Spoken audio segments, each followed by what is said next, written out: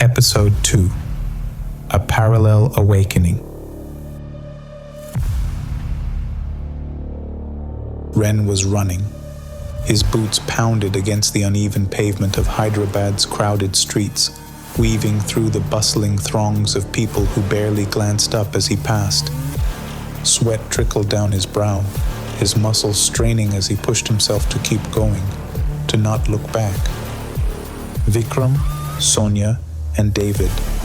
The names etched into his mind like a wound that wouldn't heal. Ren had spent years dismantling their criminal network. But tonight, it felt like everything was closing in.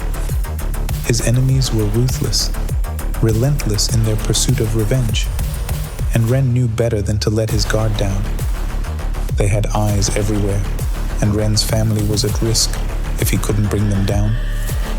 Turning a corner, he ducked into an alleyway, pressing himself against the cool stone wall.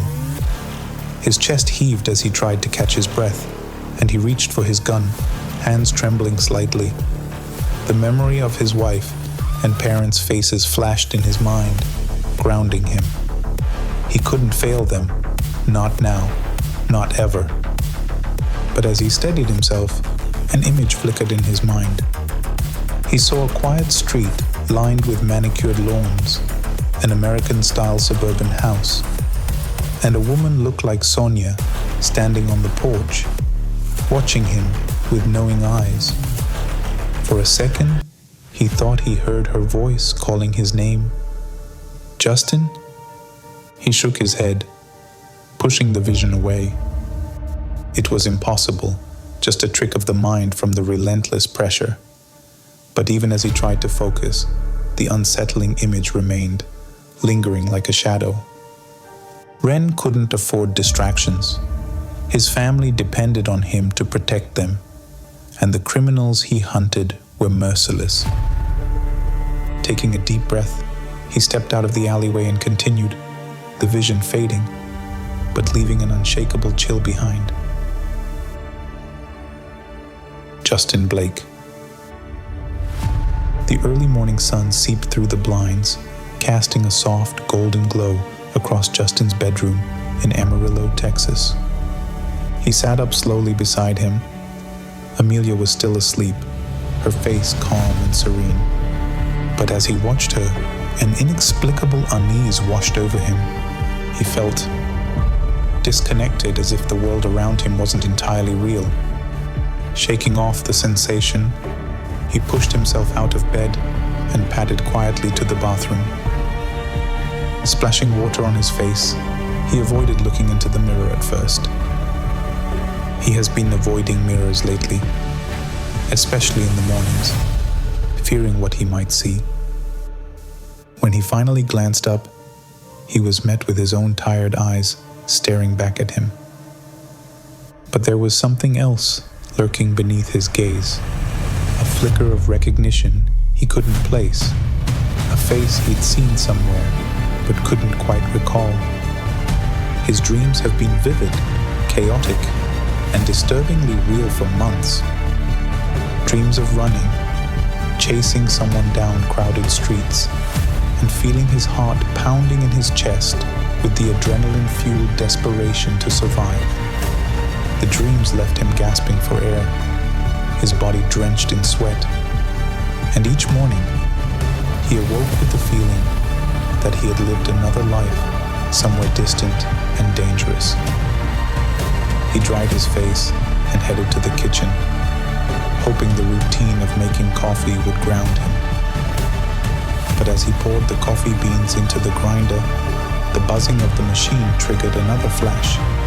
Dark alleyways, the smell of smoke and spices, the heavy presence of looming shadows that watched his every move. He blinked, gripping the counter, trying to steady himself. "Are you okay?" Amelia's voice cut through the haze, pulling him back. Justin turned, plastering on a smile.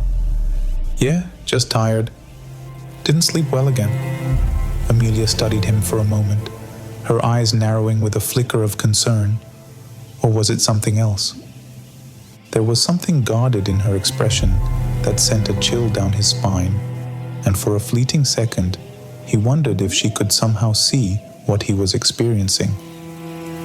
"Maybe you should take it easy today," she suggested, her tone soothing but distant. He nodded absently, but even her words felt strange, rehearsed somehow.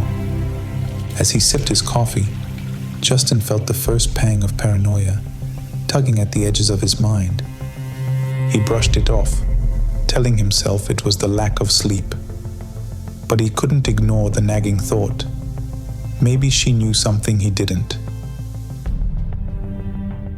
Cliffhanger. Lying in bed with Amelia by his side, Justin stared at the ceiling, waiting for sleep to take him. As he felt himself drifting, he knew what was coming. The other world would call to him again, and he would answer, pulled into a life that felt as real as his own. With one last glance at Amelia, whose back was turned to him, he closed his eyes, surrendering to the inevitable. But this time, the pull felt stronger, almost as if he were being dragged against his will. He tensed. The world around him shifted abruptly, and his mind plunged into chaos. He was in Hyderabad, but it felt sharper, more vivid than before. The noise of the city pressed in on him, the distant hum of voices, and the sharp wail of a siren slicing through the air. His heart pounded as he felt himself running, turning corners, clutching his chest as he gasped for breath. He looked down and saw his hands, scarred, worn, and bloodied. But this time, they felt like his own. A scream cut through the night, piercing and urgent, and he froze. It was a woman's voice, a woman calling for her husband. In an alley ahead, shadows shifted, and there, just out of reach, women clutching their terrified parents, backed against a wall. A dark figure moved closer to them, a knife glinting in his hand. Ren's instincts took over, and Justin felt himself charging forward, feeling Ren's rage, his desperation. But then the shadow turned, and for the briefest second, Justin swore he saw a face he knew, a face he'd seen every day in his own world. Amelia. Before he could react, the shadow lunged, and the world went dark, leaving Justin gasping, his own scream tearing through the stillness of his bedroom as he jolted awake. Beside him, Amelia stirred, her face obscured by shadows.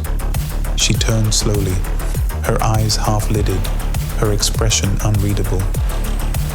"Bad dream," she murmured, her voice soft, but laced with something cold. Justin's heart thundered in his chest.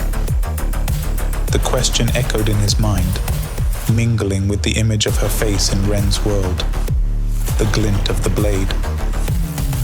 As Amelia's gaze lingered on him, Justin felt a bone-deep chill, a whisper of dread he couldn't shake.